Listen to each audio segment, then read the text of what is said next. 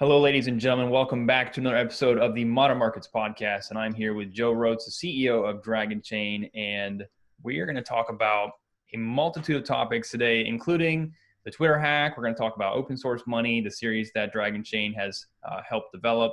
It's on Discovery Science Channel if you guys want to go see that. And we're also going to talk about the Provably Fair contest that DragonChain is running. So it's a lot of awesome topics today.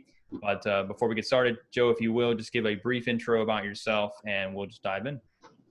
Cool. I'm CEO of DragonChain and probably more importantly, architect of DragonChain. And we got started at Disney. I've been in crypto since 2010, and that's it.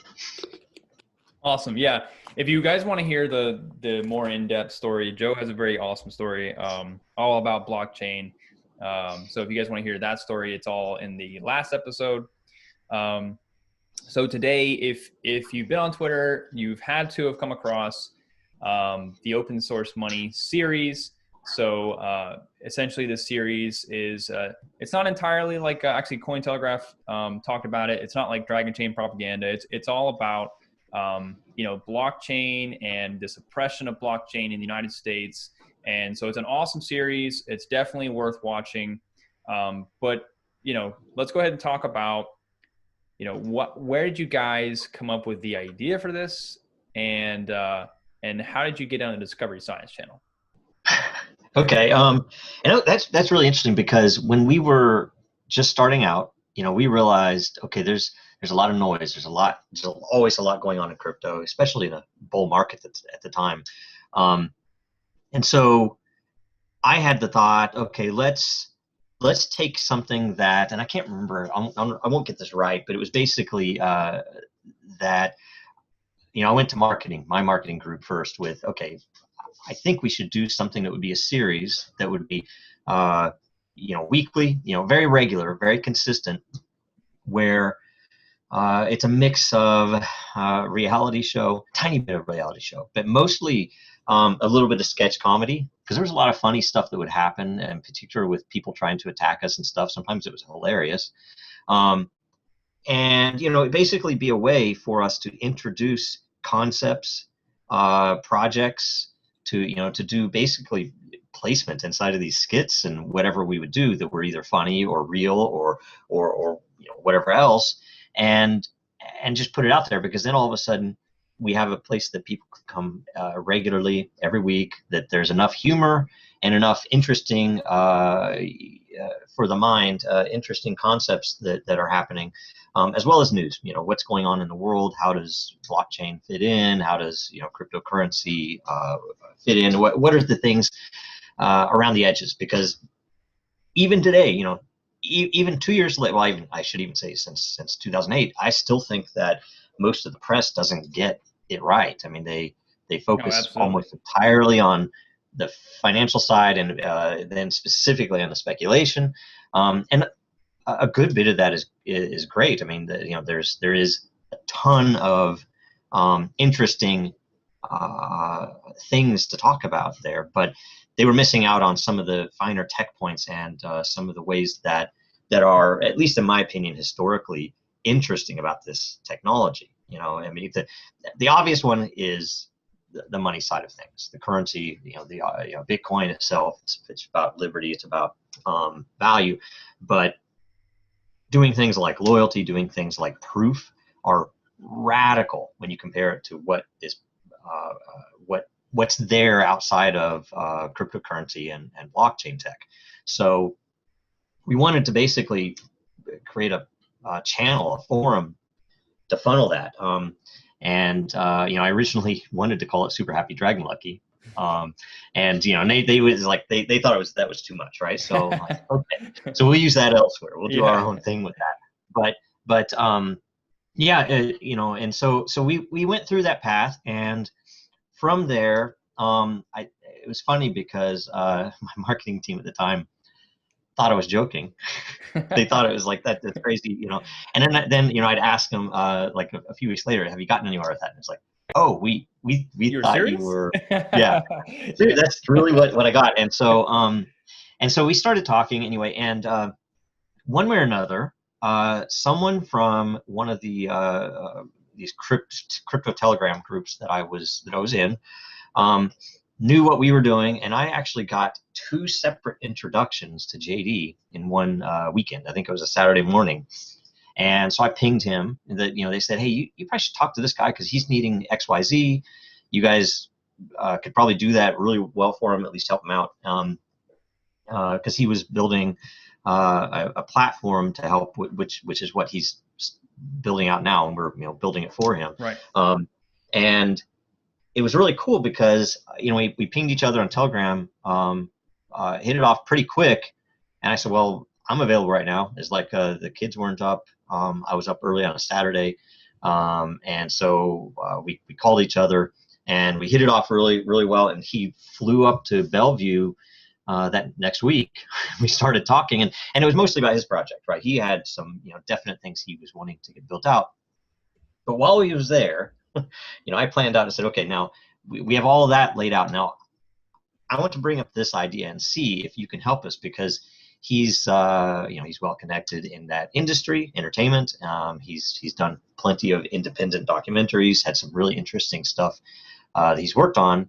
And I basically pitched it to him. It's like, we want to do this, yet we know no one, right? I know no one in the industry. I know, right. I came from Disney, but yeah. I'm an engineer, right? So, yeah. And so he was like, okay. So he started talking, and he brought in some pretty intense, massive talent. If you look at some of the guys that did cinematography, or I don't know what you would call it. I don't know what precisely the term is, but the guy who did that work, and some of the other people that were involved were really talented, right? I mean, you can tell, from the production, like easily. Yeah, it's really good stuff, and some of the just the pictures that came out of that are like, man, that's really good. So they know what they're doing, and I was never sure. I don't trust Hollywood, right? But JD's like the most genuine person. I mean, more genuine than a lot of people outside of Hollywood. I mean, right. He's really, really easy to work with, really nice. He listens. He has good ideas, and he's fun to talk to, right? So, so we basically hit it off, and he started. We figured out how to do whatever, and we thought, okay, we'll see how this grows. And he, taught us a lot about how things develop and how you get something from A to Z in that world, including how do you syndicate it, how do you sell it, how do you move it from one platform to another, because he has the whole plan, and there's some variables in there that we don't know how they'll pan out yet on when it leaves Discovery Science.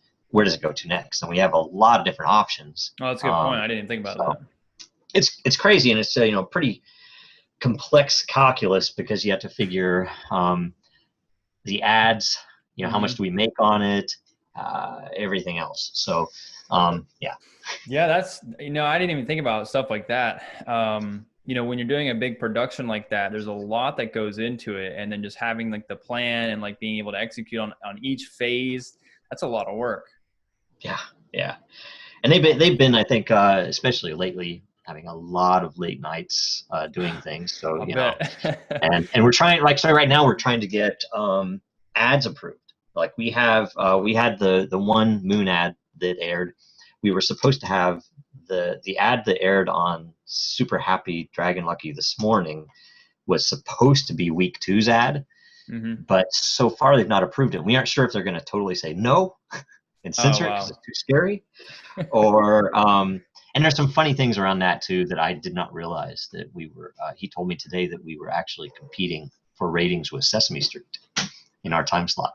So wow, I thought that was funny. That's awesome. Yeah, it's hilarious.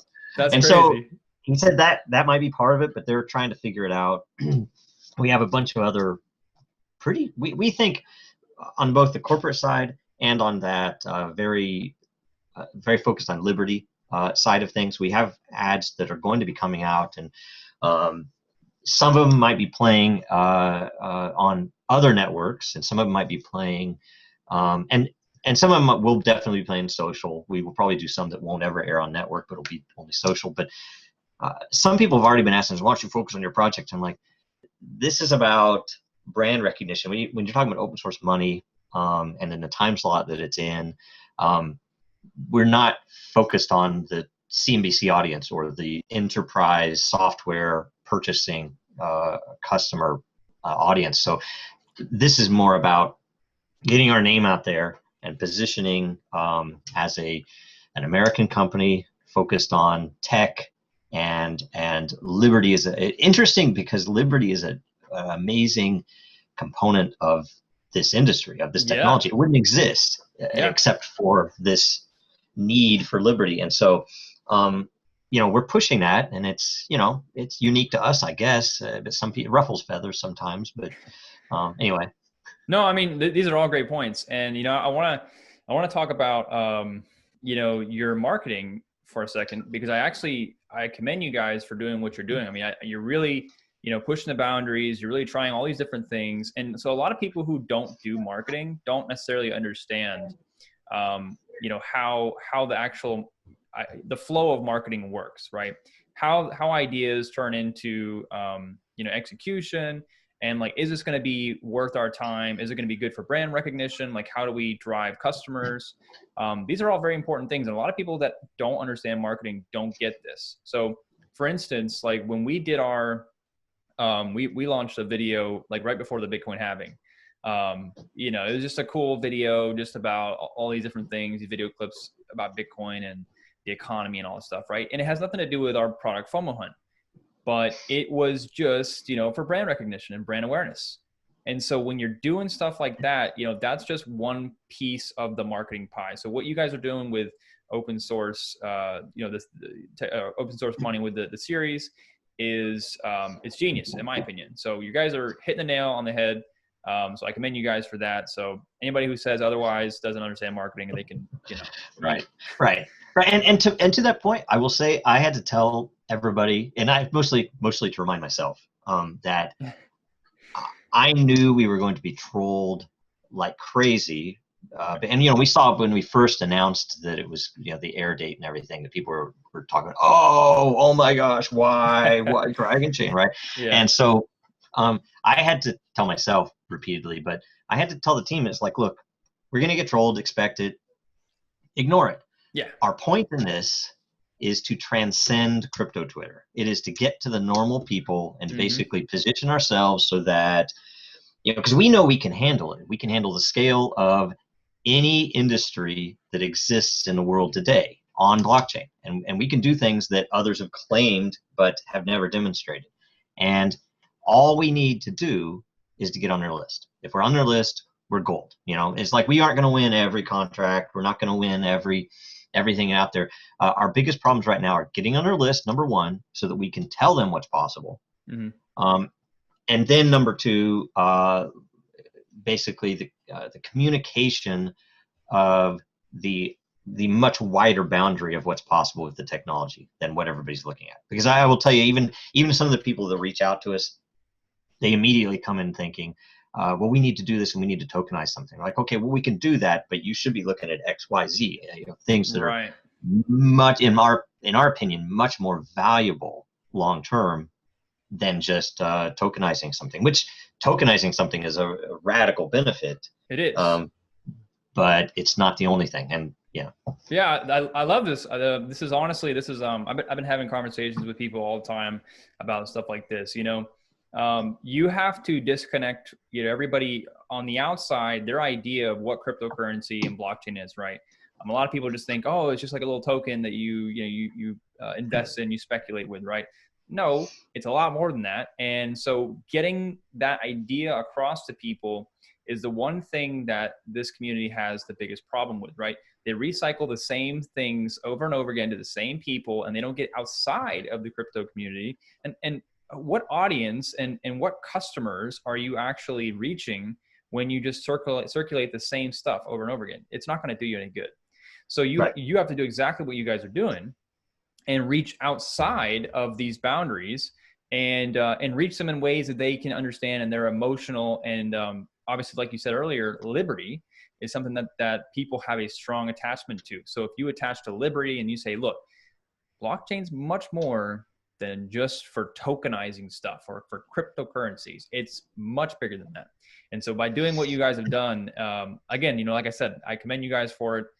Brilliant idea. So love it. Thanks. Yes, you're welcome. So how long did this whole process even take, like from start to finish? Okay. So the concept would have been sometime very early 2018 that I first said, okay, we need to do this. And you know, we went through all different iterations even after we started working with Vision Tree to start putting it together. Into, you know, because I didn't get the comedy component.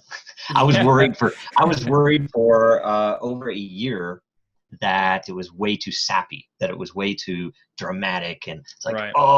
and it's like I had to tell them, it's like, guys, you know, every single time you interview me, you're asking me to say stuff that is negative, and you know, it's like depressing.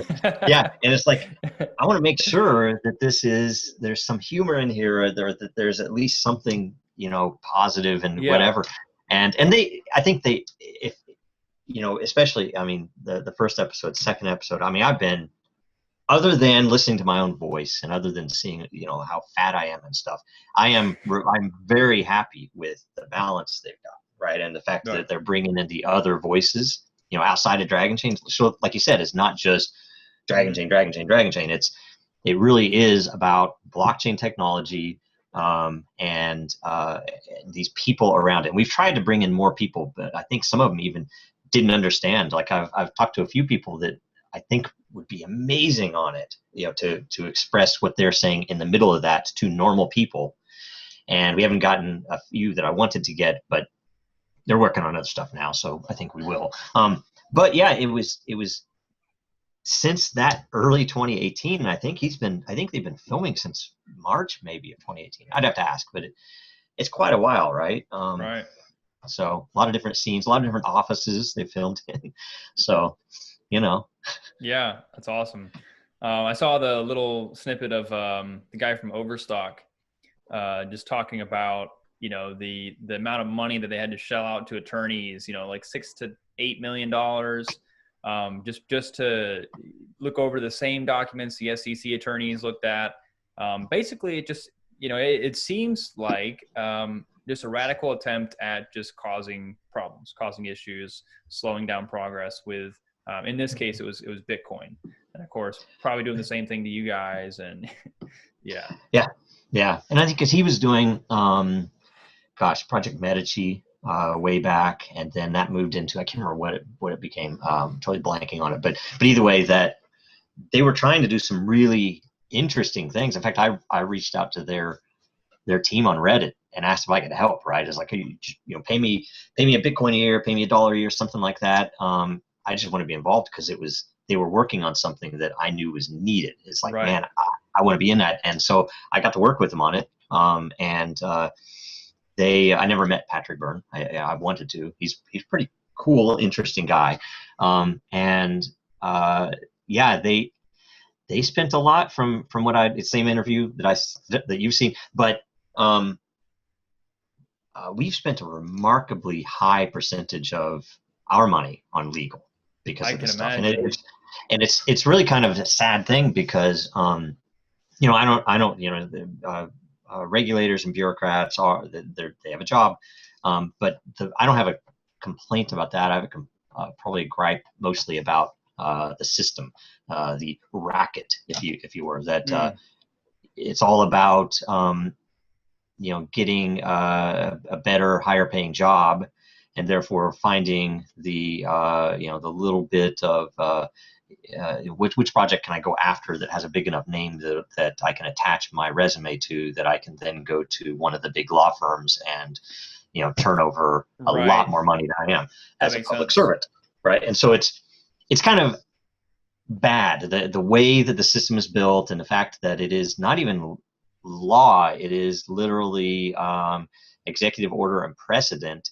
that they're following, which is, you know, in my opinion, really murky, based upon peach orchards in the 30s, right? It's like to be regulating software based on it's not intended, right? It's totally counterintuitive. Yeah.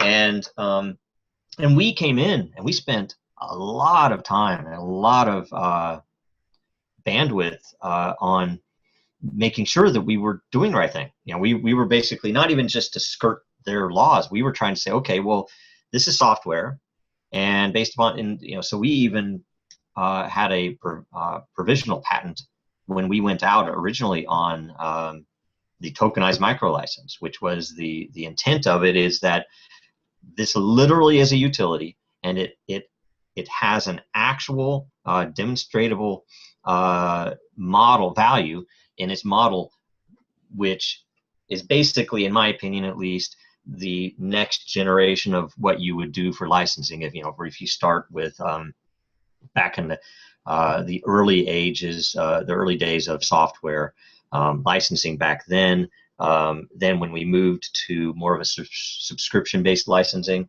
and now we've moved to commodity-based payments, but the licensing hasn't ever progressed since that. It's you still are focused on subscription. And I know having run multiple small businesses, that it was always a question of, well, when do we turn on that service? Because I'm going to start paying day one, even if my operations haven't ramped up. So this was the cure to that I basically take that time component out of it and say it's utility, it's use-based. So it's still commodity, which is what Amazon AWS and Google Cloud and App Engine have done, but focusing the licensing on it, so every single request is an actual use of your license, and that your balance goes down because you're spending, but you're not spending, you're using the license. So it's not right.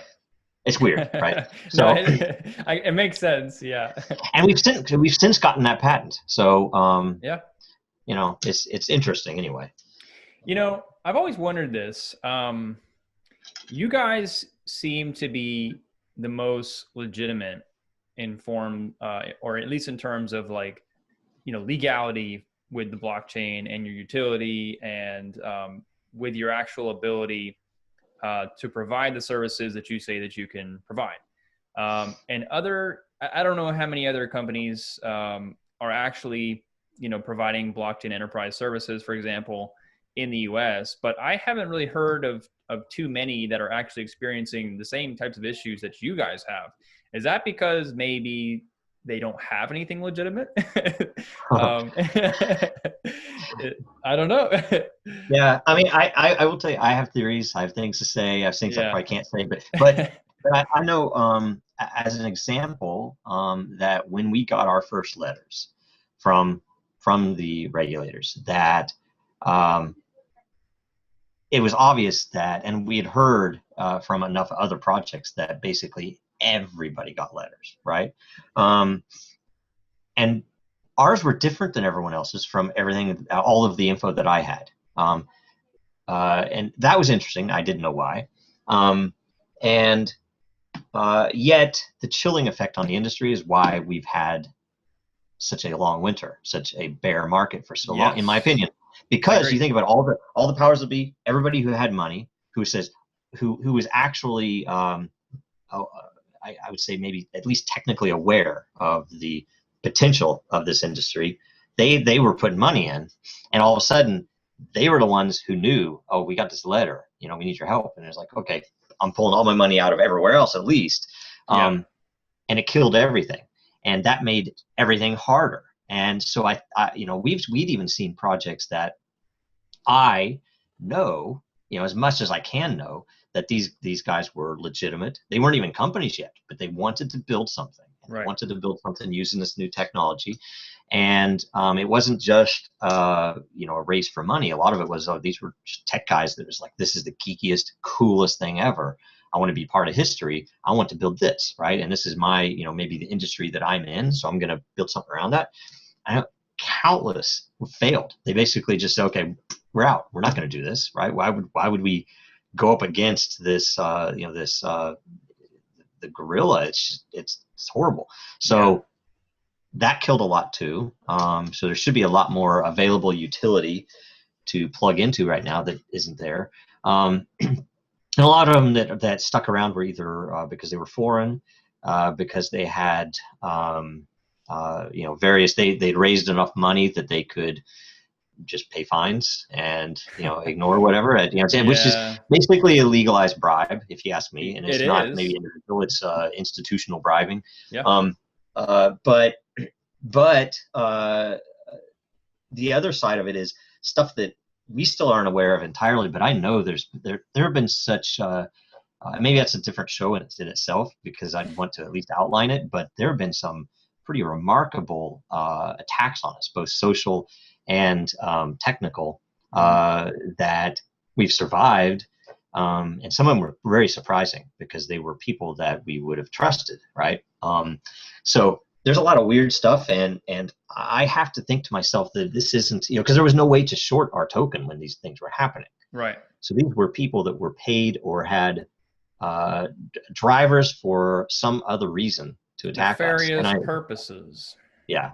So there was a lot of that. And there was a lot of stuff that blew our minds and the minds of our lawyers who were used to some of that type of stuff. So it's crazy stuff, and we're like, well, and we've survived most of them because I was well practiced in my prior life that I had to be pretty straight laced in order to have the clearances and all the rest of that crap. So, and I'm just for me that's easy because I'm an engineer, I'm married, I have kids. So it's really easy for me to walk that line and not worry about it. And so it's really strange now when we get some attacks. It's always this thing. It's like, well, let's just release everything. It's just like if everybody knew everything, then there'd be nothing to attack us on at all, because everything we're doing is just what we're supposed to be doing. Yeah, that's a good point. That's a good point. So, so that's what we're about. It's fun.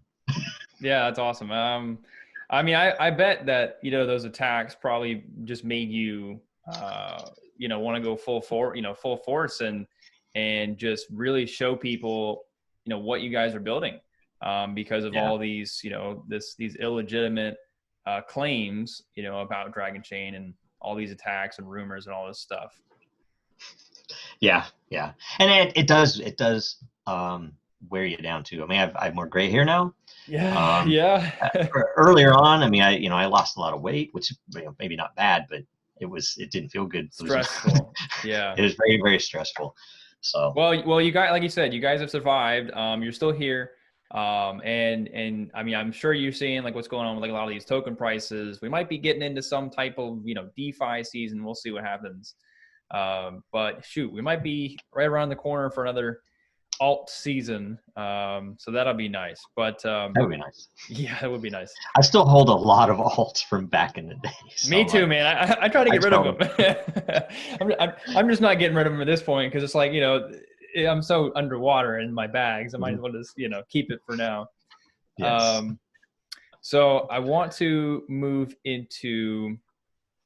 Oh well, this is an interesting question. So in the series and the open source money series, you guys talk about how blockchain companies are fleeing the U.S. Because of the stringent regulations preventing businesses from flourishing. So what would it take to bring these businesses back? I mean, ultimately, it's probably just legal, but what ideas do you have?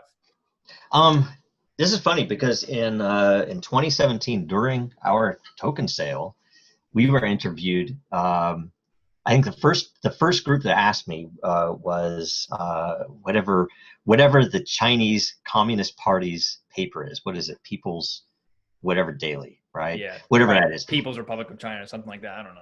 Yeah. So they, I can't remember the name of it. Sorry.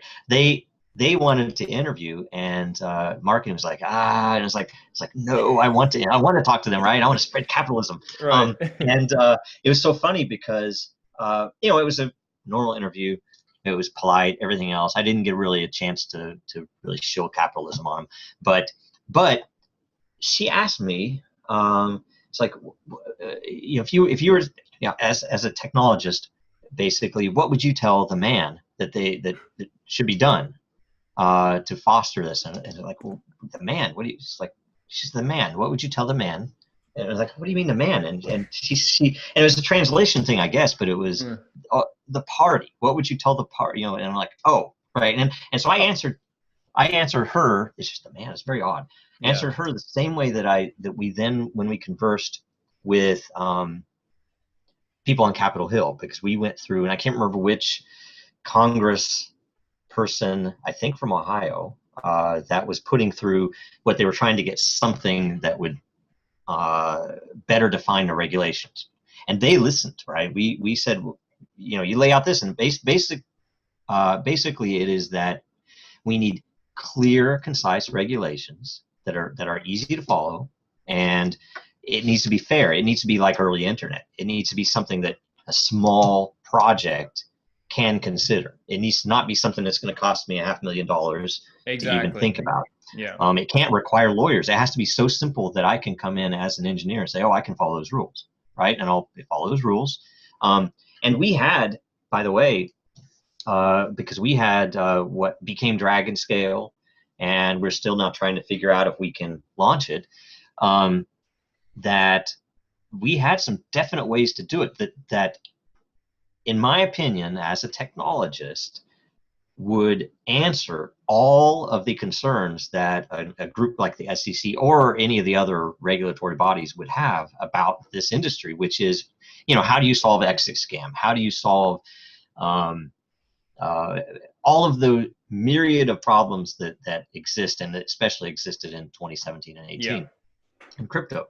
And, we had strategies to allow groups. In fact, we had a really good framework that would have been remarkable had we been able to put it out there, which would basically allow new projects to be fostered and to give, and for investors. And that was the thing that killed me, is most of the VCs, which I think were part of the actual attack. It wasn't just the bankers. The bankers cared about Bitcoin, but once they tried to, and or potentially had some success in quashing, Bitcoin.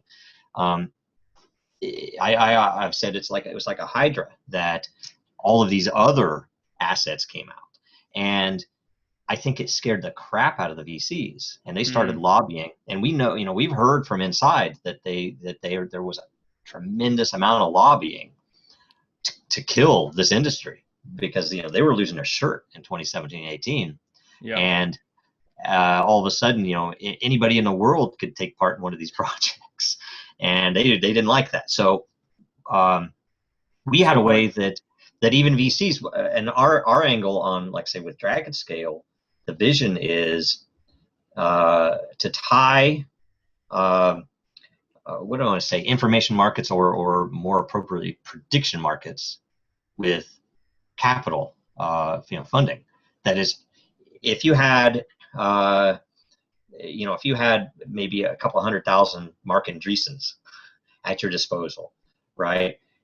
How would you fare, right? It would be much easier, because if I go to the world, and most of the prediction markets that have been able to actually build out, you talk about Intrade, things like that, were radically successful at predicting things that were very hard to predict, like political results, and even I think even U.S. Intel even ran tests controversial on predicting terrorist attacks, things like that.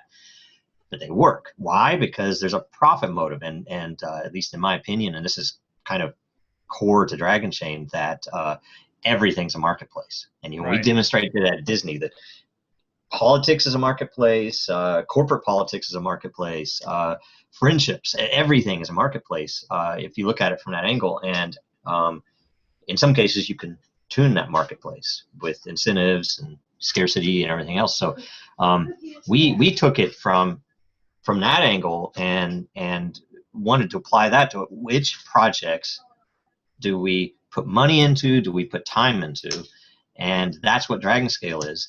And they killed it. I mean, we had there's some secret sauce in there that would blow your mind, about how it would, to attract eyeballs. We were talking incentives from the side of, how do I get more people to look at these projects to decide which ones are the best for me to put time into, right, or money. And it would be radically useful. And then on top of that, once these projects are selected in a spectrum, let's say here's an early project, it gets a little bit of attention. pour money. Here's a much more mature or more strategic project that I should be putting a bunch more money into. That I can have a spread on that, and that we can from that give a quarterly or monthly stipend to these projects. So you're not just like in crypto world is like, oh, here's your money. Right. I hope you don't run off with it, right? I hope you Right. deliver. I hope that next year I'm happy that I put this money in. This was more in terms of, okay, a little bit more traditional, but a lot more transparent, where it's not that I have to go to 40 or 50 different offices in San Francisco just to get a little bit of money for my project. This was more, I'm going to go here, I'm going to talk to them all of them at once. They're all going to declare their terms in advance. And if I win a certain level, I can choose to take the money or not, depending upon the terms. They might have, that's smart. And that was the angle on it. So you could take dumb money and add much more intelligence to it. And on the other side, if I put money in as well, it could be a bunch of guys with Z's in their names from somewhere in Eastern Europe that, are they going to exit scam? I have no idea. But with this, I would be able at any point in the future realize they're not delivering. I'm going to vote to stop funding them and now get back, what's still sitting there in value and money. And, I've lost if it took time for me to decide that. There's a whole bunch of really neat stuff that we were going to do, but it kind of killed it. And so we offered up tons of this info to the congressman and tons of this info everywhere else we could. Anytime, we offered up. It was funny. I even applied to that SEC forum where they wanted to hear feedback from crypto community. Like, okay, that is a noble and good effort. And so I applied. It took a while. I thought, I was like, oh, they probably ignored us, whatever. They called up. I told them, oh, but we are talking to you guys over there already. But I gave the background, and he's like, he freaked out. He's like, I can't talk. And then they called our lawyers, and our lawyers were like freaking out, and always on a Friday. So I would lose sleep over the weekend. Oh, always my goodness. And they were freaking out, and I'm like, dude, there's nothing wrong with it. They have this forum there. I wrote in that I want to give them feedback, right? Yeah. They freaked out over it? They freaked out. Why offer a forum if you're not interested in getting feedback from somebody who's actually dealing with you right now? That doesn't make any sense. Yeah, it was weird. It's everybody's. I'll tell you too. There is a distinct and obvious culture of extreme fear around that entire world, and some of it I think is natural, because anytime the government, it's always a scary thing. It's like, no matter if you've done everything right, if you've done everything, you still, there's always still some level of fear there, just natural. But there's a ton of, and our current representation, excluded, I would say, because they're very technically focused. We've had past legal representation that very much stoked it. And I will tell you, it's a machine because the people on the inside want to be on the outside. So the people on the inside want to get the jobs on the outside because they make the big bucks. The people on the outside know the people on the inside. They grease the skids. It can be, there are various parts of the government where money actually moves. If you've ever seen some of the federal contracting stuff, that the people on the inside get a little bit of money under the table from the people on the outside. It happens in America. And it's bad stuff. As a representative, we're a republic, and that type of stuff should have much stiffer penalties than it does. I mean, in Rome, I think that something like that would probably get you executed, right? Yeah. Here, it wouldn't happen. But either way, because it's graft, it's evil, it's horrible stuff. And I have no idea if that happens on this side of the world, because I've not been on the inside at all. But it's a machine, because the more fear that the insider can project to the attacked project, the more money will flow to the outsider at the lawyers. And so if anything, the lawyers have made out like bandits in this industry. Wow. So anyway, and not No, all of them are evil, right? yeah, but that's crazy though. That actually makes a lot of sense. So basically, the insider, if they can stir up enough panic, make the process more difficult. Maybe strike a deal with the outsider. The outsider says, "Okay, great. Now I'm gonna make more money. I'm gonna bring the insider to the outside." That is wild. But Yeah. I don't think that that's. I think that that's a very likely thing that happens often, and it's just unfortunate that this is the process. And like you said, I mean, there should be more strict penalties for this, but I think that there's some instance of encouragement almost by keeping the penalty low. So that's unfortunate. So what we're going to talk about the Twitter hack in a second, but I first want to talk about the provably fair contest that you guys are running for DragonChain, and just explain like how it works and like if you think others should be doing the same thing. Yes. Okay. So this is an idea that I had for quite a while, and it's tied to the basis of the value of all blockchain is in time. Even the most understandable, or at least the most communicated value of cryptocurrency, Bitcoin being protection from double spend of a virtual asset, right? That before Bitcoin, there was no way known to prevent someone from just copying something. If you say, "Oh, this is $1," say this is my audio file. It's like, well, it's mine too now, right? That there was no way to track it, no way to come to consensus and have an economy basically around making that scarcity true. So before you could get that, though, you had to have the ability to prove that this event, which is, in Bitcoin's case, a transaction send, happened at a particular point in time or between 2 points in time in a block, basically. That's why the block is important, because with a block, no matter how big or small it is, we can have an algorithm that is either agreed to or the consensus is set or the economy is based upon that determines if it was a legitimate transaction and the ordering, and anything else you need in that algorithm to determine this is my real balance. That it's all based upon the provability of time, which is the hash power in Bitcoin's case, staking power in others. That what it does is it gives you a measurable proof that this event happened between 2 points in time. And I often, to describe it, say, before this, people would hold up a picture of a newspaper. Yeah. Right. And they've the other demonstration is in the Intel world when Bin Laden they'd get him on a recording talking about some attack that had happened in the past few months. So they knew that this recording, therefore he was still alive, happened after that attack that happened in Yemen, right? So that it's like, oh, that's really interesting. But they could not tell, did this recording just happen yesterday or did it happen 3 months ago?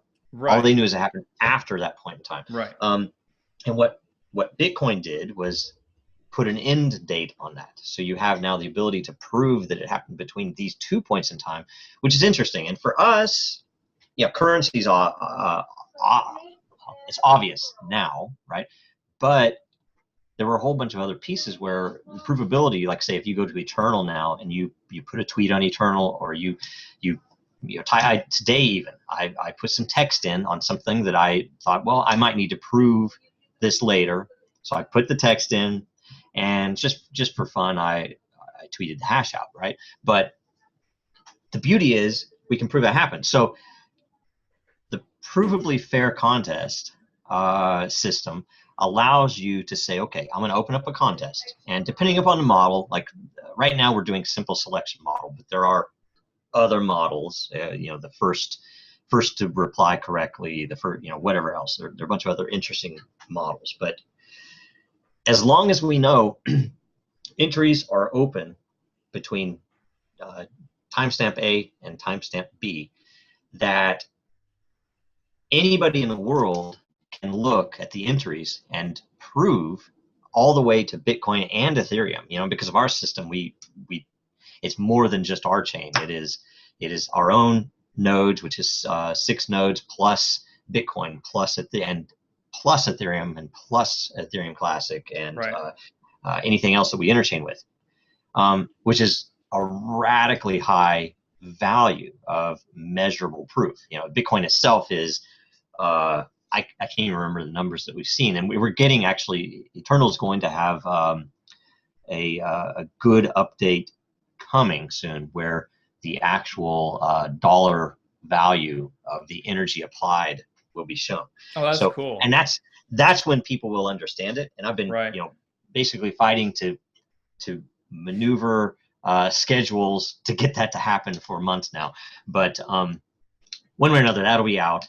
And with that value, so if I trust Bitcoin and I trust that someone spent hundreds of millions of dollars in energy to secure these blocks, then I know that these 10,000 entries in this contest all happened before the end date. And now, after the end date, we go in blocks. And right now we're doing 10 blocks. Theoretically, for small contests, you could do it on the first block, but for bigger contests, you might need a ton. You probably never would need more than 10.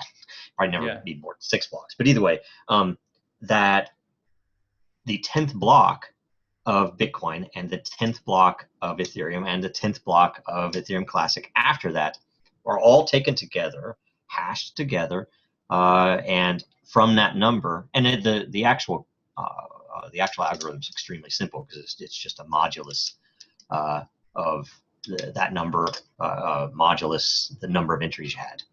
So you're going to end up with a selection of one of those entries, which there is no way, at least no profitable way. It's potentially possible if the Chinese wanted to cheat, or if the Americans or probably the Israelis wanted to cheat. They probably could, but they would spend an enormous amount of money cheating, number one. Right.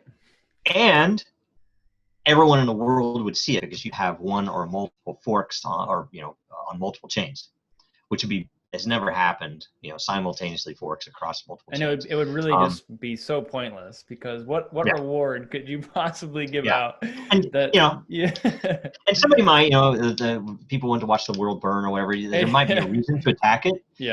So it is, but the beauty is, everybody taking part will know that at least us, with our small YouTube show, are not cheating you and just I'm going to give this to my brother or whatever. Right.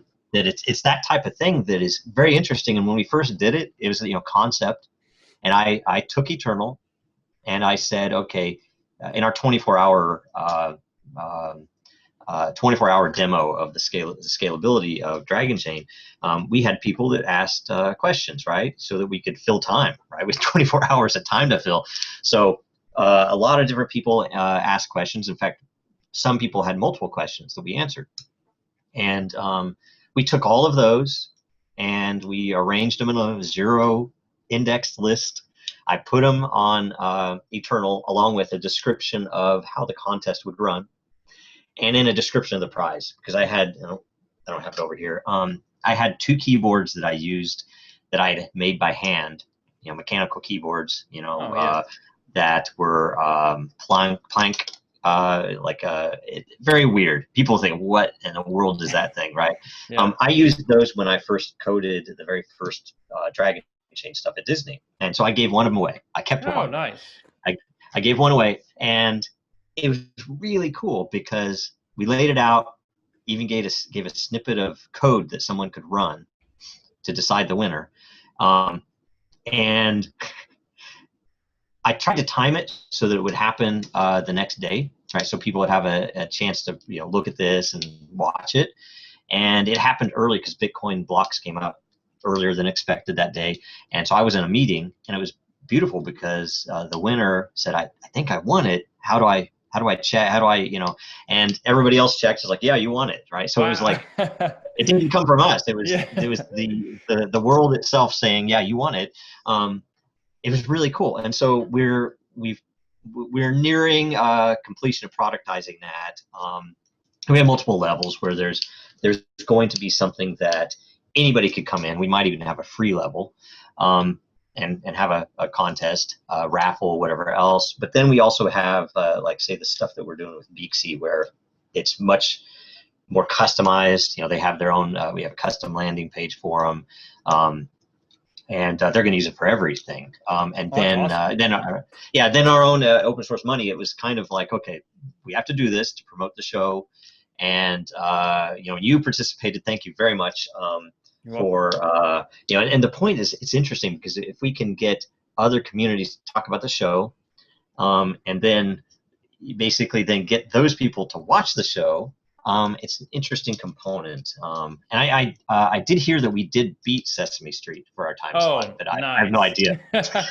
I I mean, have no look, idea the man, numbers. I think you Right. beat Sesame Street. I mean, nowadays Sesame Street's putting out stuff about, oh man, they got some crazy I don't. propaganda Elmo's We going probably off shouldn't talk on. about that. Yeah. Yeah. Yeah. But Yeah. yeah, you know Days how of it the is. Count and Grover. Yeah. So definitely worth watching over Sesame Street. Yes. Um, Yes. but yeah, so awesome. So the Provably Fair contest, it's very robust. In fact, it sounds like this could be an excellent model to start, enterprising out to, other companies who are. I mean, there's stuff like there's stuff like Gleam out there and other products Which that is cool. it's cool, but like they can't verify a lot of Right. times like Right. these transactions or these things happen. So I Mhm. think that'd be a pretty cool business model to throw out there as well. So you guys are just constantly putting out ideas like this. Yes. Yes. It's awesome. Okay, so let's move on to Twitter. Yes. So Twitter got hacked. What actually were you watching the whole thing kind of unfold yesterday? I was busy. I like Okay. saw something of it, and Yeah. I said, "Wait, what? 100 what?" But I didn't until last night even get to look at late last night get to even look at what people were thinking at the time, and then I heard a little more early this morning when I first got up on 4chan Hmm. about what was known, right? So yeah, so it's yeah, I don't know everything, and I don't know if everything's known, right? But Yeah. Well, so it started out. I think it started out with Angelo BTC. Like he's a OG crypto user, and I feel like these, the whoever these scammers were had to have kind of known, you know, known the inside and out of crypto at least, or at least the crypto influencers, because they knew all the big companies, all the big targets to hit. mhm. So they went through Angelo BTC, they went through like Coinbase, Gemini, all the big accounts, Binance, and just posted. And I mean, really, it's the stupidest thing to me, to do like a normal little scam, like, oh, send me one, Bitcoin, I'll send you two back. I just think that's the stupidest way to scam if you're gonna scam. I mean, you literally have access to the Twitter admin panel, and that's the scam that you choose. It's very dumb. I think, but Yeah, whatever. yeah, Most of the yeah. scams are. I mean, that's why they are scams, I guess, Yeah, right? and so apparently this is the theory. Um, some Twitter employee was upset, and he gave his access up to some hacker that he befriended, for like $2,000, and then got access to the Twitter admin panel, which apparently from that Twitter admin panel you can just post whatever you want. So obviously that's a huge exploit, being able to just post any tweet from any account. Mhm. That obviously is a huge problem. So that kind of leads me into the next thing, where we'll talk about like, your product, Dragon Den, which is essentially like a decentralized social media platform. So we talked about this on our last episode, but I want you to just, briefly explain like maybe some of the similarities or differences from Twitter and like why decentralized platforms will ultimately succeed. Okay. Okay. And I'll tell you the vision on DIN is to apply economy. And by the way, I will typically tell you that economy is more important than decentralization.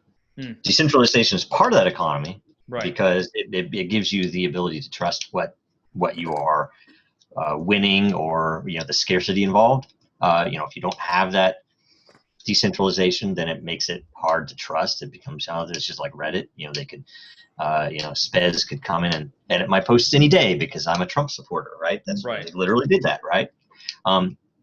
Bizarre, crazy stuff. And so you have to have, in my opinion, kind of a hybrid approach to it. But the angle is to upset the industry, which has given us fake news, constant fake news, radical amounts of propaganda that are not even recognized as propaganda anymore. But if you've ever been in a part of a group that is not necessarily the majority, it's obvious that that a lot of things are you get attacked and there's really no recourse. And there's a lot of bad fake information. There's a lot in crypto. There's a lot of FUD. There's a tremendous amount of trolling everywhere, and advertisements. And if you look at the internet itself, the internet, as glorious as it is and has been, is nearly broken right now due to advertisement. And it's not just because it's annoying, but it's because it's like this constant battle between offense and defense of Google and what other search engines, I don't know, but Google, and then people trying to get their stuff seen and trying to get advertising revenue because they have to pay their people, and that's why the industry is news industry is failing. It has failed. There's no investigative reporting anymore. There's very little. Clicks. Yeah, it's craziness. And when you go to a site that has legitimate information often has so much trash surrounding it that I can't even read an article without it adjusting and resetting 5 seconds in. I'm like getting a pop-up, and like it's just all over the screen. it's horrible. And so we took the angle of, and as brilliant and beautiful as Bat is, right? Because I love Brave. I love what they're doing. I love the fact that they're monetizing that industry better, in my opinion. It's hopefully they get the adoption and the the use that that could change that type of, at least part of the equation.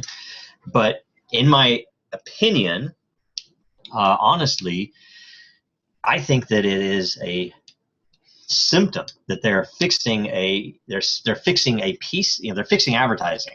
I think the problem is advertising itself. We should find a way, because in my opinion, people are there for the content, and the problem is there's no. And I don't even want to consider that, especially because you're talking about a world, and not everybody makes the same amount of money that people in the West do, but that I don't think you should have to pay for the content either. I know that things like and there are interesting solutions around what do you want to say, a wall, so they have content with a wall in front that like a paywall.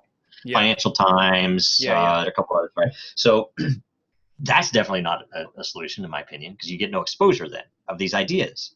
Yes. So our take on it was that we do mining, and because of the way that we're doing scalability in a hybrid manner, we can handle, and it's the same thing as for gaming in this situation, where what you want to do is make the user experience, the adoption, seamless. I'm going to a website, I read an article. Holy crap, there were no ads. Why were there no ads? Was that Wikipedia? No, there were just no ads. Oh, how are they supported? The fact that it is mining based, crypto based, and that the scalability itself is pretty radical. We can do like we've seen, we can do hundreds of millions of transactions in a day, easy, on a single system, and you could have as many systems as you want, so you could have billions of transactions a day, easy, all going through the same architecture, the same infrastructure, and that allows us to then say, okay, I'm going to use this system, and I don't care about crypto at all. I ignore it entirely. But there's some scarcity, so I can't do everything. So I can't just spam a bunch of people because I have fun doing that. Instead, it is I am incentivized to provide quality content and to provide quality evaluation of others' content in that community. And basically tie a whole bunch of interesting angles on the economy. We have really cool stuff that we've tested out and we've tuned, and we're pretty confident with most of it right now on how to best evaluate a single post or reply. And that's, this is a community evaluating it, and we have interesting ways to more organically allow people to avoid the trolls, right? That you can block, as an example, a very organic thing is that you can block someone and you don't see them anymore. Now I'm happy. I don't care. Now the beauty, though, is that if enough people in that community block that same person, they get banned, right? And it's no extra work for admins or anything else, but it's a consensus. And so, we're trying to figure out what are the and so far it's worked. The numbers that we've set have worked on that. What percentage of the community has to block them before they're banned? Was that right? Is it, how does that type of stuff work? And then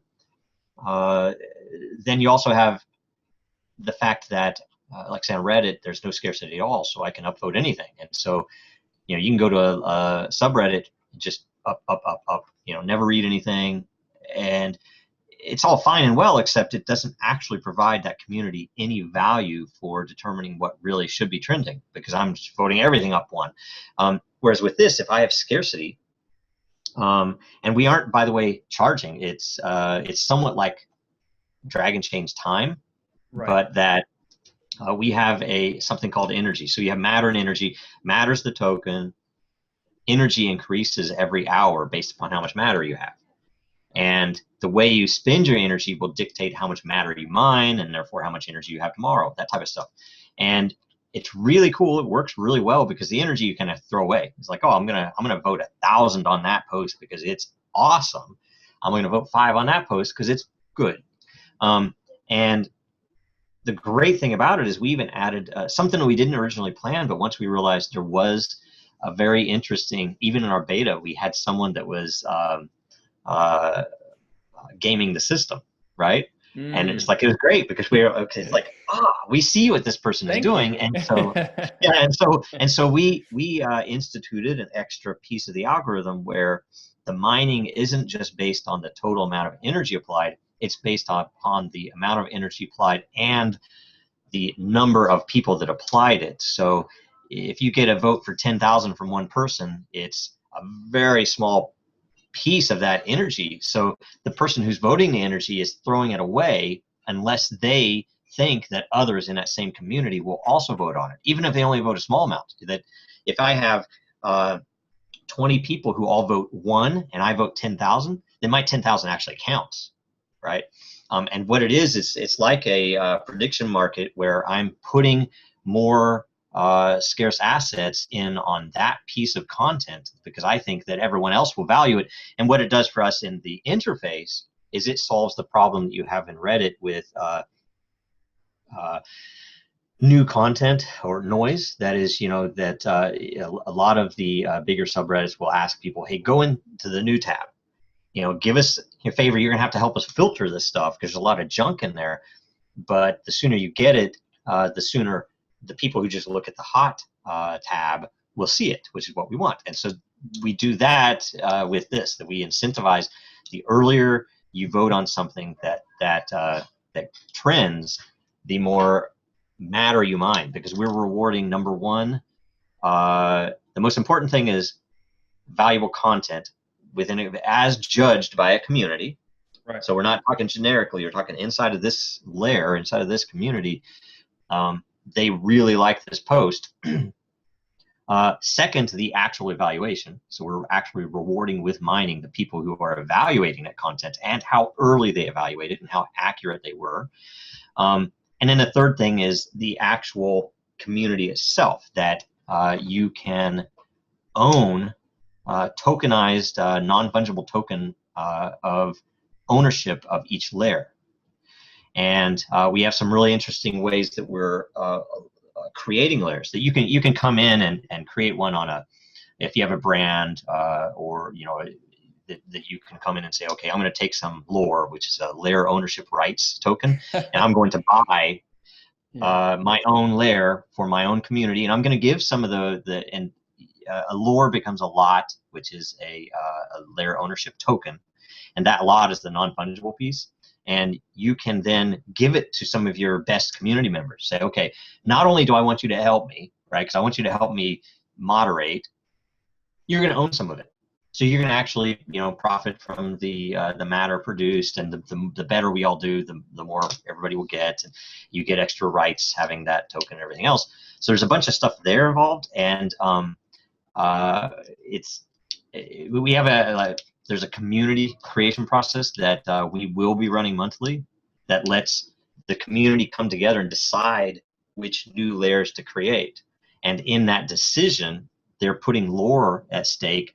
And if those layers win, they will have a piece of them. And it's like, say, okay, if you could have a piece of Reddit's, funny subreddit, right? It would be valuable, right? And so it's that type of thing. What do people want to see?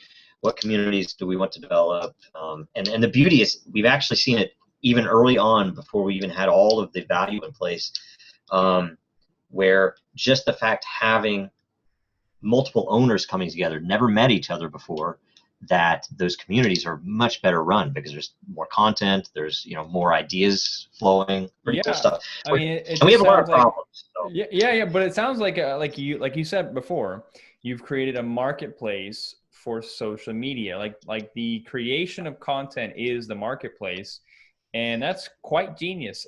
I think the biggest blockade to something like this is just like the process of just learning like how it works, right? That's always like the biggest barrier, right? Because I mean, if I go on the Twitter, for example, all I gotta do is create an account and then just post random crap. Now it may not be actually good, but it's there's a low barrier to entry, so to speak. Now Reddit is, like you said, it's more similar to what you guys have built, and so I think you could probably start, and especially actually because of all the censorship that's Reddit's doing now, and a lot of the weird stuff that's going on with the management of Reddit. We don't have to talk about that, but I'm sure you know.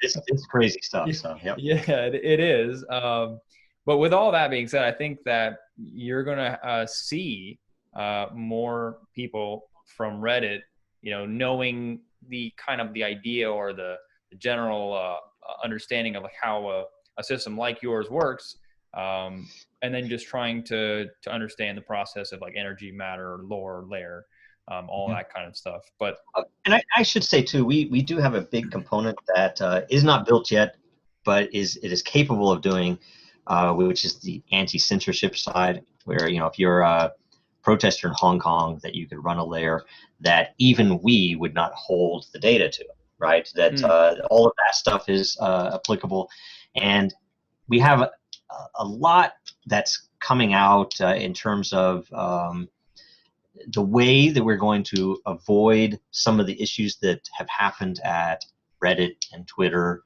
and Facebook and other places, where you have conflicting goals from the board and from the community, right? The community wants a better forum. They don't want to be censored, other than legal, but the board wants profit, right? So they're going to sell your data. They're going, you are the product, right? Right. That whole thing. We want to avoid the potential, any inclination to move that way. So we have some really neat modeling that we're going to be doing on a corporate structure that we'll be announcing soon. It's going to be spun off, so it won't be DragonChain. It'll be its own thing. And the entity, I think, it's at least almost already all set up, and we're kind of waiting until after open source money goes out. We're going to be spinning that out, and mobile app coming. Oh, nice. That's what's really needed, because right now. Yeah, agreed. Yeah, get the mobile app out. I mean, so what you guys could do, I mean, I'm sure you've already thought of this, like you were mentioning about the Hong Kong protesters. You pretty much just go after all the disenfranchised groups, on Reddit, for example, and then just say, hey, look, we have very similar features. Come over here. You'll even be rewarded for creating your content, and we're not going to censorship you. So right, yep, that's awesome. So I guess the last thing we'll discuss, and then I'll let you close out, is now that this whole Twitter hack has happened, and of course the news is calling it they're calling them Bitcoin scammers, and I've already, I've already corrected a couple of posts that they're saying, oh, Bitcoin scammers. Well, first of all, whenever you see scams that use a dollar, when do you call them dollar scammers?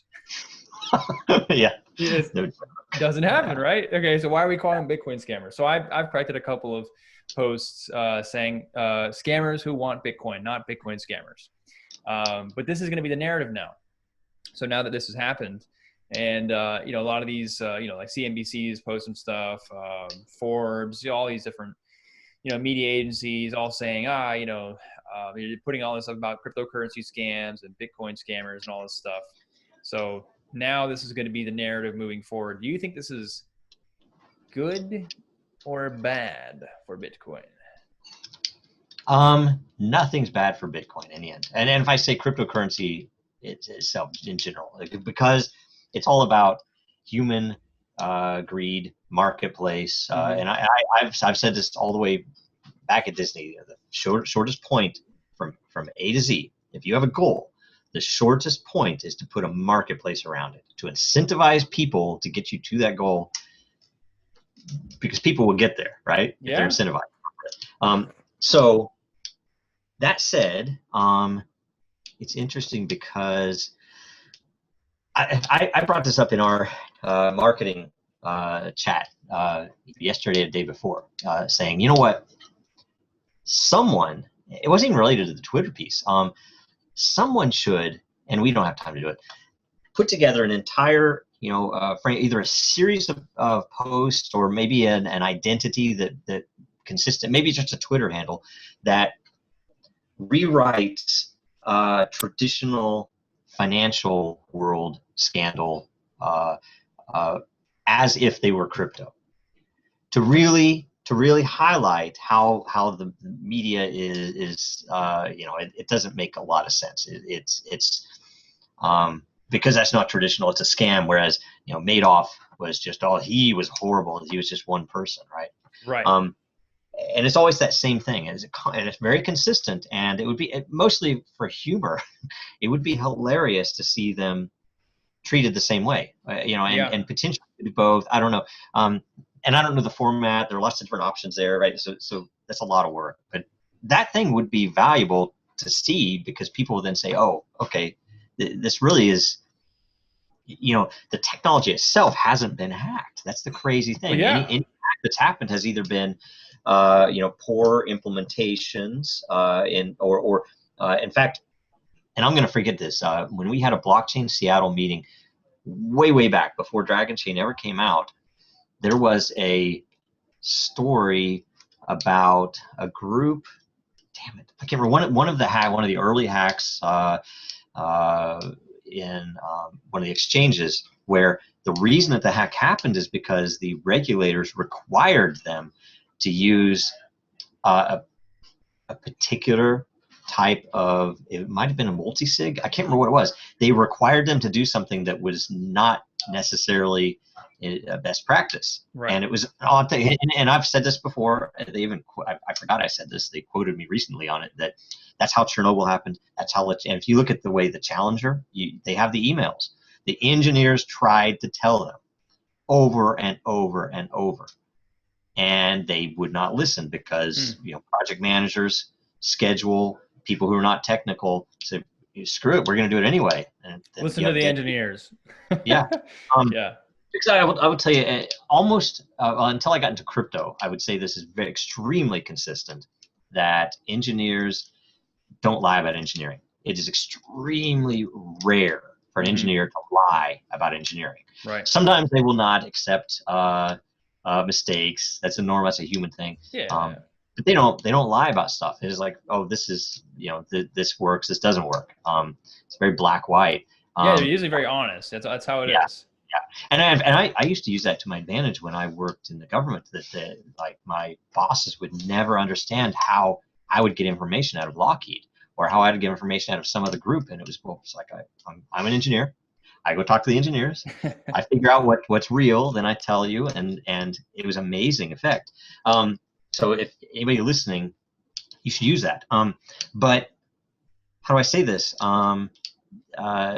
With Twitter, frankly, they have a lot of problems, and I think you probably saw this too, coming beyond the security problems. I would say the legal and regulatory problems of them as and I always forget. I don't remember all the legal pieces around how you determine if something is a platform versus a publisher and the liability incurred based upon where you are.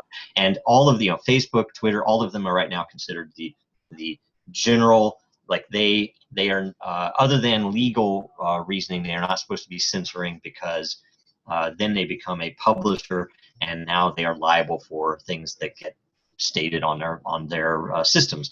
And we went to them. We flew down there. We had a couple of other meetings down there, and we actually met with someone. And maybe this person wasn't the right person to talk to, but we specifically called out the fact that, in the very least, in a week we could in a day we could demonstrate it. In a week we could implement our side of it. And you're a bigger org, so we know it would take let's say in a month you could have it operational. That we can at least give you the ability to prove that your administrative processes are objective. That's a gigantic thing, because anybody right now who knows, who's dealt in the crypto world with, I tweet something, and especially a year ago, we would get 2 or 3 scams replying to our message. And I'd always thought, holy crap, does their legal not understand the potential for class action in the coming years, based upon however many people send to those scams? Because we would report them, and if my marketing people would report them, it would typically get blown off. They would say, nope, nothing wrong with it. If I would report it, sometimes it would happen, and over time it became more and more consistent. But it was so up in the air. We would see a scam one day, and later in the same day, we'd have a totally different result. And so we thought, okay, we can solve that for you. Nothing, right? So they didn't get it. They didn't care. I don't know.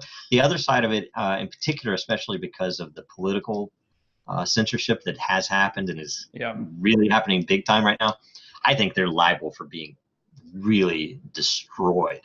And whether that comes from the people or from some particular constituency with a lawsuit, or if it comes from the government itself saying you're no longer a platform, you're a publisher, therefore you're breaking the law here, you're going to prison. Crap like that is going to happen. And because they're playing games, and it's obvious, and they lied to Congress. And people have gone to prison for that. Some people. It depends on who you are, I guess. And the people don't, for whatever reason. And the other side of it is security. And we said, okay, look, we can make it possible if you guys integrated this, and we can use some combination, Dragon Factor or other, but where every account, and maybe it's premium accounts, maybe it's only the accounts that they're having so much trouble with because we tried to get a freaking stupid checkbox. Would they give us one? It's like we have tens of thousands of users, we have tens of thousands of holders, we have real community. Can we get a checkbox? It's like, nope, we're not doing those anymore, supposedly. And yet they are, and or they were at the time. And we said, look, you can even monetize that.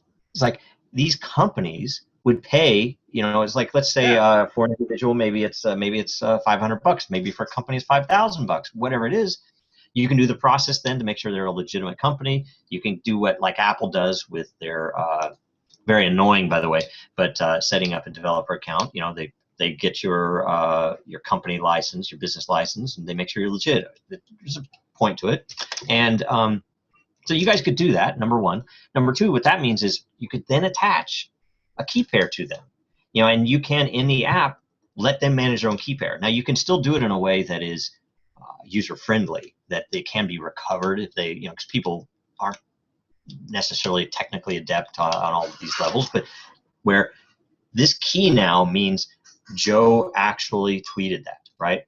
That's what they need, and that's what we tried to tell them, and they said, well, whatever. They ignored it, but it's like, yeah, because it's like you would reduce the attacks, and in the very worst case, you would at least, the worst thing are the and all social platforms still have this problem. Facebook's huge problem with it right now. Even Telegram with impersonation. I got a Telegram message from Jonell. If you remember Jonell, yep, from DragonChain, he's now at Rainmaker, right? And I got a tweet from him saying, "Hey Joe," and I said, "Oh, it's like, what is this, a new account?" And he said, "Yeah, new phone." I said, and I messaged him. It's like, "Prove it, shill." Okay. And then he didn't answer, and I said, "Oh, tell me something only Jonell would know." And he responded back, "I hate this stuff." And so then I called Jonell, and of course I wake him up. I think it was like 10 in the morning or something. But I woke him up, and he said, "Well, you woke me up." And it's like, "Oh, that wasn't you." Wow. It really is. So anyway, one way or another, it's like, and with at least the ability, and so with Den, it's not fully integrated yet. We have right now, you have the typical what do I say, an avatar or whatever, but we will have a flag that there's a scarcity to change, that you have some ability to change it to something you like, but then after that it's pretty much fixed. So if anybody sees your flag, they pretty certain they know it's you, right? And then secondarily, that you'll have a key. So every single thing will be signed by you, right? Right now it's signed by the system, but it will be migrated when we have Factor rolled out to make it so that I know it's you. I don't have to worry about it. And when you get into direct chats, it'll also be tied into the encryption. So it's like it's going to be really nice. And there's a lot of work to do. Yeah. So, well, always a lot to do. Yeah, I mean, it sounds like, I mean, you guys have all these products out, and you're always pumping out great ideas. So I expect, more of the same great ideas moving forward. But yeah, this has been awesome. So to close this all out, I think we're up close to 2 hours. So this would be a great podcast. Yeah. Sorry. Yeah, but no, it's great, because I think everybody's gonna love this. We got to cover a lot. We went over the Twitter hack, we went over the Provably Fair contest, we went over the open source money behind the scenes. So this is going to be a great episode for everybody to watch and get some reference on. So to close this all out, is there anything that you just want to highlight? Any social media channels, obviously. Just where do you want to direct people when they hear this? Open source money. Go do whatever you can to watch it. There's some scarcity there, because if you're outside the U.S., it's hard to see yet. We will be getting it out there. That we have stuff planned. So don't worry about that. Also, super happy Dragon Lucky for all the updates, because there's a lot that's going to be coming in Den and with Dragon Factor and with other projects. So yeah, and if anybody has any questions, reach out. We're always open to answering and or getting ideas. Awesome. And then, so just to reiterate, like for people who want to go to your social media, what is your personal social media on Twitter, at least? Jojo Row with zeros, J0, J0, R0. Same on Telegram. So Twitter and Telegram, same. Okay, I'm gonna have Yep. to add you on Telegram. I don't even have you on Telegram. Really? And I'm Okay. not a Yeah. bot. Right on. And then Right you're so then DragonChain on Twitter is at DragonChain Gang. on. Right. DragonChain Gang. Awesome. Yep. All right. Well, yeah, everybody go check out Open Source Money. Obviously go to dragonchain.com. Go check out the Twitter, Joe's personal Twitter, and then go check out Den. Is it dragon.den or am I wrong? It's den.social. Okay. I was. We just migrated that. Yeah. Okay. We just migrated it. So yeah. Awesome. Den.social. So go check that out as well, and yeah, participate in the contest if you still can. And yeah, we'll have to do this again. We always have a great chat when we come on here. So so yeah, so I appreciate you coming on, Joe, and we'll have to have you on again. Thanks a bunch. Awesome, man. Thank you. Peace.